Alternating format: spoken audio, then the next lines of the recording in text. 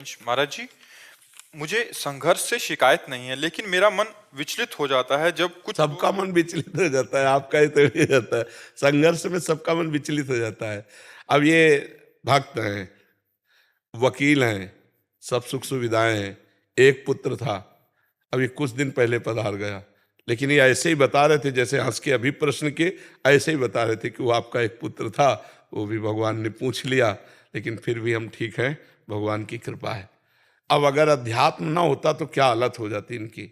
अध्यात्म को जानते हैं, अध्यात्म में चल रहे हैं, तो तब वो सहन कर पाए, हंस के बात कर रहे हैं। अकेला पुत्र हो, सारा जीवन पिता का तो पुत्र के लिए ही है ना, सारा वैभव सब कुछ उसी के लिए, और वही चला गया, तो अब जीवन निराश ना हो जाए। लेकिन देखो आज भी ये निराश नहीं।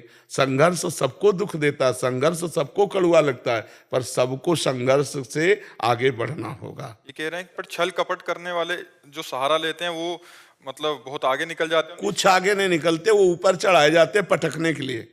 ऐसा मत मानो कि चार आदमी पकड़ के किसी को 8वीं मंजिल पे ले जा रहे हैं तो बोले क्या यार, ना तो लिफ्ट में जा रहा है ना पैदल जा रहा है, चार आदमी पकड़ उसको पटकले जा रहे हैं ऊपर। महाराज जी आप हाँ भाव, हाँ सांसारिक उन्नति में इतना ध्यान दिया, अब आध्यात्मिक उन्नति में आपकी शक्ति चाहिए महाराज जी। आध्यात्मिक अच्छा, जैसे ये हैं, तो जब इनका चिंतन हुआ तो मेरा हृदय शीतल हुआ कि हमारा बोलना सफल हुआ, क्योंकि सबसे बड़ी घटना ऐसी होती है नहीं, तो ऐसी स्थिति में माता पिता मतलब बिना आंसू बहाए मुस्कुरा के कि भगवान ने उसे पूछ लिया, जैसे मान लो किसी पदवी पे गया हो, बड़े ऑफिसर बना हो, और उस तरह से, तो हमें लगा कि हमारे शिष्य भी हैं, तो हमें लगा कि हमारे अध्यात्म का हाँ सदुपयोग हुआ इस समय। इसी के लिए अध्यात्म होता है कि ऐसी विषम परिस्थितियों में, संघर्ष में हम मुस्कुरा के निकल जाएं उसे। तो ये तो सत्य है कि सबको जाना है, लेकिन ये भी सत्य है कि पिता अपने पुत्र के लिए सब कुछ लगा दिया, और जब वो पुत्र ना रहा तो पिता का जीवन क्या होगा। लेकिन ये लोग प्रसन्न है, यही अध्यात्म का बल है। हर आदमी संघर्ष से अगर आगे बढ़ सकता है, वो भगवान का आश्रय लेकर भगवान का नाम जप करते हुए, अन्यथा नहीं भैया, ये जिंदगी है ही ऐसी जो प्रश्नवाचक चिन्ह खड़ा ही रखती है। चाहे जितना उत्तर दे दो, प्रश्नवाचक चिन्ह खड़ा ही रहेगा इस जिंदगी में। कब खत्म होगा महाराज जी प्रश्नवाचक? भगवान की प्राप्ति होने के बाद। न सोचति न कांक्षति, ब्रह्मभूता प्रसन्नात्मा न सोचति न कांक्षति। जब भगवान के आश्रित हो जाओगे, भगवान का अनुभव, भगवान का भरोसा, तो कोई प्रश्न नहीं रहेगा। फिर न सोचति न कांक्षति, कोई प्रश्न नहीं रह जाएगा। उसके जीवन में बाहरी प्रतिकूलता अनुकूलता आएंगी नहीं क्या? हम नहीं, बाहरी प्रतिकूलता अनुकूलता आती है, पर प्रश्न नहीं होता उसके अंदर, प्रश्न नहीं होता, समाधान ही समाधान रहता, प्रश्न नहीं रहता। एक भागवती की स्थिति में होती चित्त का समाधान।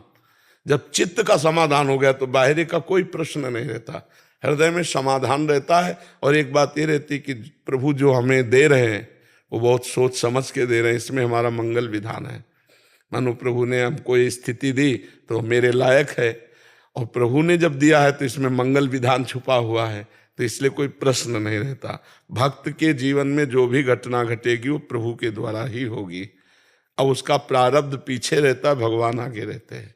इसलिए संघर्ष में जीवन तो सबका है, कोई ऐसा नहीं कह सकता कि मेरा जीवन संघर्ष में नहीं। हाँ, कुछ क्षण ऐसा हो सकता है कि अनुकूलता रहे, फिर दूसरे क्षण प्रतिकूलता आ जाती है। तो इसलिए नाम जप करो, भगवान का आश्रय रखो, तो संघर्ष से पार हो जाओगे। नहीं, बड़ी बड़ी कठिनाई है। जिसको हम दिल दे देते हैं वो जब जाता है तो अपना जीना मुश्किल हो जाता है, नहीं हो जाता है। मतलब पत्नी है, पुत्र है, माता पिता, जिससे हम प्यार कर बैठे, अधिक प्यार हो गया, और वो जब जाता है तब हमारा जीना मुश्किल हो जाता है। तो जाना तो यहाँ से सबको है ही, लेकिन हम निर्विकार होकर भगवान का भजन करते हुए जाएं, ये अच्छा रहेगा, ना कि विकारी होकर शोकग्रस्त होकर जाए यहाँ से। तो भजन करो, नाम जप करो, भगवान के भरोसे में रहो।